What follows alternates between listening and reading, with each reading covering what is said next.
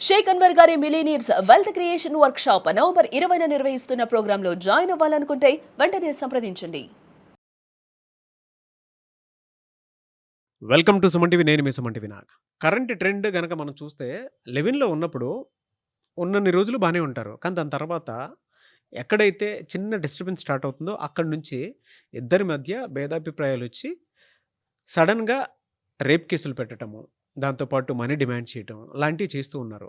లీగల్గా చూసుకుంటే వీటికి అసలు రెమెడీస్ లాంటివి ఏమైనా ఉంటాయా? ఉంటే ఏ విధంగా ఉంటాయి? చట్టాలు ఏం చెప్తున్నాయి అనేది ఈరోజు మనతో పాటు హైకోర్టు అడ్వకేట్ శశికాంత్ గారు ఉన్నారు. అది వారి మాట్లాడి తెలుసుకుందాం. Hello sir.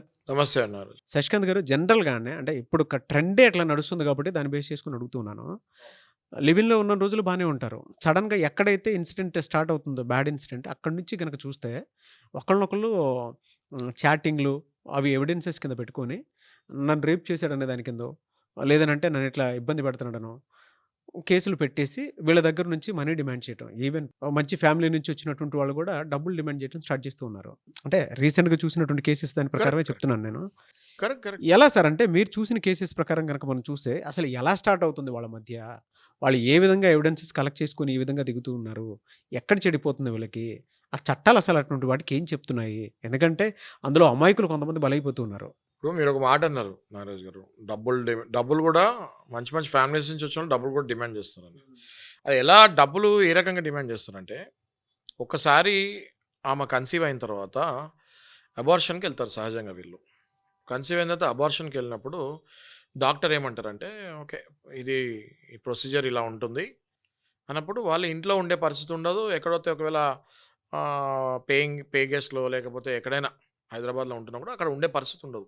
కాబట్టి ఏమవుతుందంటే ఆ అమ్మాయి ఆ అబ్బాయి ఖచ్చితంగా అప్పుడు ఏదైనా ఒక హోటల్ రూమ్ బుక్ చేస్తాం కానీ నెల రోజులు 2 నెలలు, లేదా ఒక ఇల్లే తీసుకుంటాం కానీ వైఫ్ అండ్ హస్బెండ్ అని చెప్పి అబద్ధం చెప్పి ఈ మధ్య లివ్ ఇన్ రిలేషన్ అన్న కూడా హాస్టల్స్ కూడా ఇస్తున్నారు. ఇక్కడ మన అయ్యప్ప సొసైటీ హైటెక్ సిటీలోనే లివ్ ఇన్ రిలేషన్ హాస్టల్స్ అని డైరెక్ట్గా బోర్డులు పెడుతున్నారు. సో అట్లా తీసుకున్నప్పుడు ఏమవుతుందంటే వాళ్ళకి ఎక్స్పెండిచర్ పెరుగుతుంది.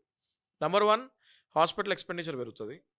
ఈ సహజంగా ఈ మెడికల్ ప్రొసీజర్ అబార్షన్ అన్నప్పుడు ఒక్కసారిగా ఏదైతే ఉందో ఆ ఫీటస్ ఏదైతే ఫామ్ అవుతుందో అది ఒక్కసారిగానే క్లీన్ అవుతాం అన్నది little difficult. That will take 2 to 3 sessions of medical treatment.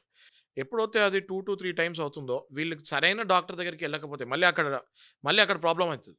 సరైన డాక్టర్ దగ్గరికి వెళ్ళకపోతే అంటే భయపడి వీళ్ళు ఏదో కొంచెం అన్రెప్యూటెడ్ డాక్టర్ దగ్గరికి వెళ్దాము, లేకపోతే నాట్ సో ఫెమిలియర్ హాస్పిటల్స్కి వెళ్దాము అని అప్పుడే ప్రాక్టీస్ మొదలుపెట్టిన డాక్టర్స్ దగ్గరికి వెళ్తే మాత్రం వాళ్ళకి అంతగా ప్రాక్టీస్ అవగాహన లేకపోతే ఖచ్చితంగా ఈ 2 to 3 times abortion cleaning section ఏదైతే ఉంటుందో దాంట్లో ఇన్ఫెక్షన్స్ రియాక్షన్స్ క్రియేట్ అవుతున్నాయి. ఎప్పుడైతే ఆ ఇన్ఫెక్షన్స్ రియాక్షన్స్ క్రియేట్ అవుతున్నాయో వాళ్ళ ఉమెన్ బాడీ ఏదైతే ఉంటుందో మొత్తం కెమికల్ రియాక్షన్స్ ఎన్నో ఫామ్ అయ్యి మొత్తం బాడీయే కంప్లీట్గా డివాస్టేట్ అయిపోయి ఆమె రికవర్ అవుతానికి it will take at least 1 year of time. Bare minimum time it will take 1 year of time. ఇప్పుడు వీళ్ళు ఎంత మంచి ఫ్యామిలీ నుంచి వచ్చినా కూడా ఈ 1 year of expenditures, medical expenditures, mental trauma, job పోగొట్టుకుంటాము, ఇవన్నీ ఏదైతే లాస్ ఉంటుందో ఇప్పుడు సహజంగా అయితే ఇంట్లో అడగాలి. ఏమని అడుగుతారు ఇంట్లో? ఏమేం చెప్తారు ఇంట్లో?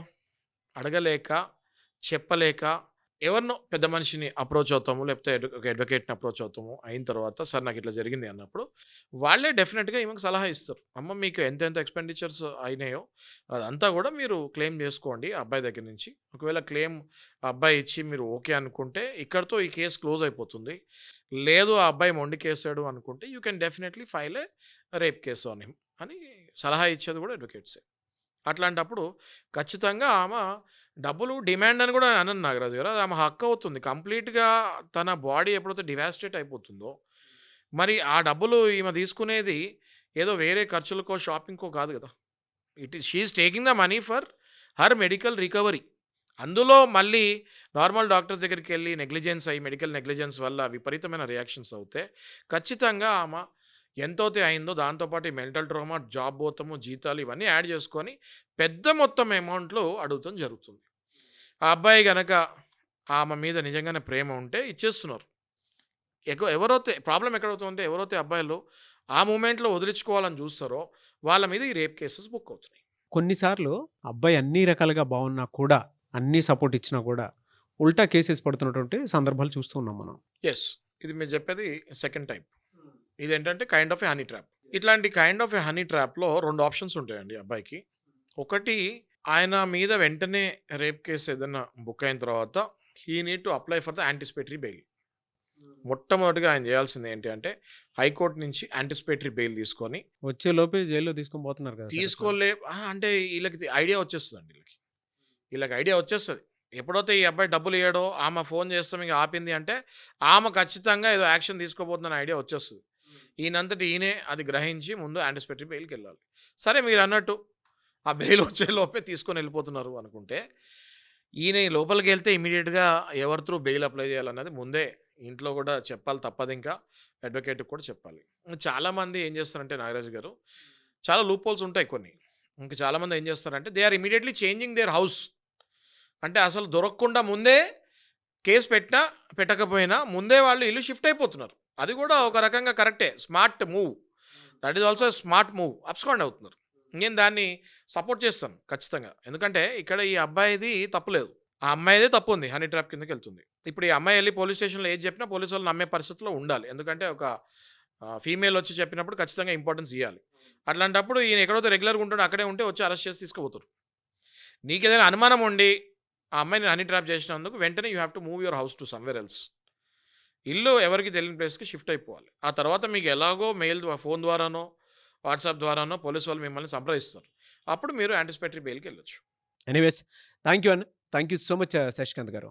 Thank you sir. చూశారు కదా వీడియో. ఈ వీడియోపై మీ అభిప్రాయాన్ని కమెంట్ బాక్స్లో పోస్ట్ చేయండి. అండ్ మీకు కావాల్సిన విధంగా లీగల్ అవేర్నెస్ కోసం ఎటువంటి టాపిక్ ఉన్నా సరే కింద కామెంట్ బాక్స్లో కనుక మీరు రాసి మాకు పంపిస్తే ఖచ్చితంగా నేను శశికాంత్ గారు వాటి మీద వీడియోస్ చేయడం జరుగుతుంది. సలహాలు సంప్రదింపుల కోసం మీరు కనుక శశికాంత్ గారిని సంప్రదించాలనుకుంటే కూడా డెఫినెట్గా మీరు సంప్రదించవచ్చు. అండ్ ఈ వీడియో లైక్ చేయండి, షేర్ మాత్రం తప్పకుండా చేయండి. ఇలాంటి మరిన్ని వీడియోస్ కోసం మా ఛానల్ ఫాలో అవ్వండి. Thank you. సుమన్ టీవీలో మీ పర్సనల్ అండ్ బిజినెస్ ప్రమోషన్స్ కోసం కింది నెంబర్కి కాంటాక్ట్ చేయండి.